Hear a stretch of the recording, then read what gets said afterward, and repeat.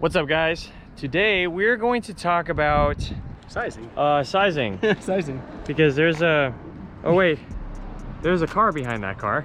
So this is a first-gen Miata, which is arguably one of the smallest cars sold. Yep. Like pretty much easily one of the smallest vehicles sold, especially in the US, where you don't get a lot of small cars because we're Americans. It completely hides the cap. It completely hides the cap. Yeah. And parked next to it, the back bumpers are parked evenly, is my Cappuccino, which is kind of funny because until you really line them up next to each other, you don't see just how small it is.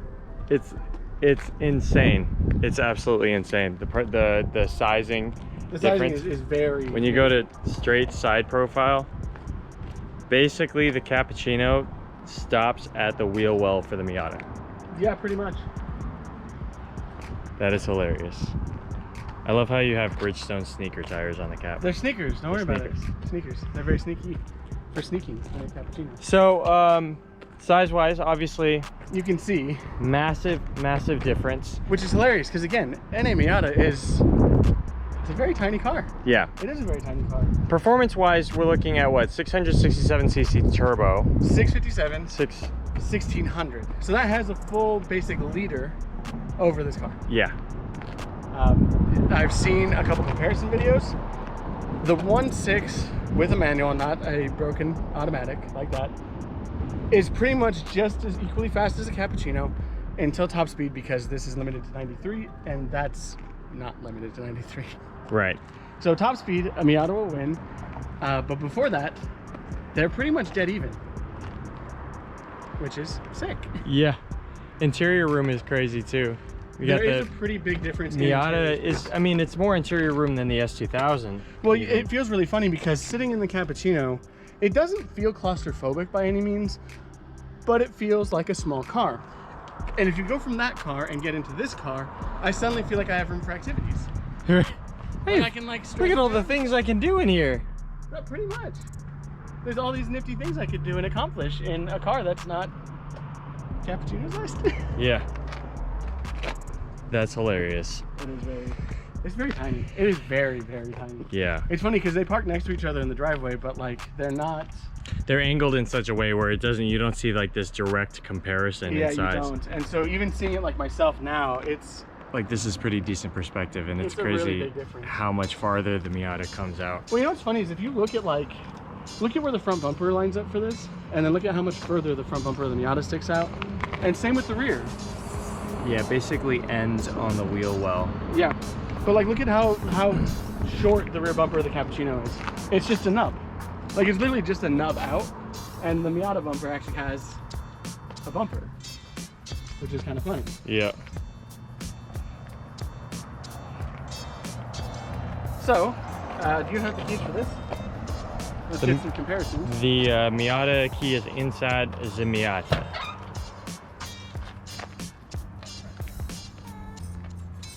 Let's get some comparisons real quick.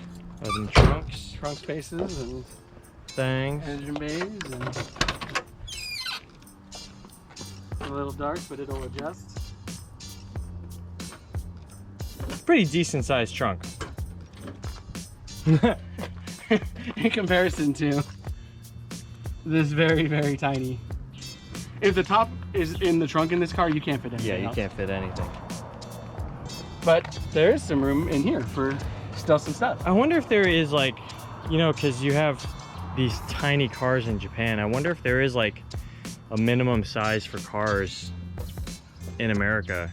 Like if like the Miata and the S2000 are like literally as small as they'll allow. Maybe, I don't necessarily know. But these did have size requirements. They had to be a K car. Right.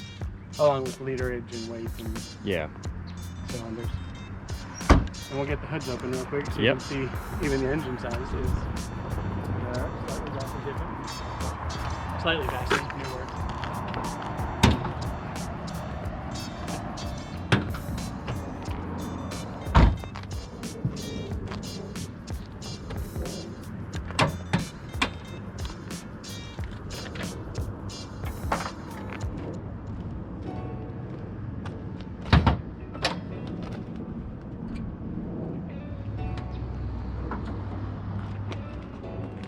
Like even this engine looks big now. Like comparing it to the Cappuccino. Yeah. Look how tiny that is, and look how big that is.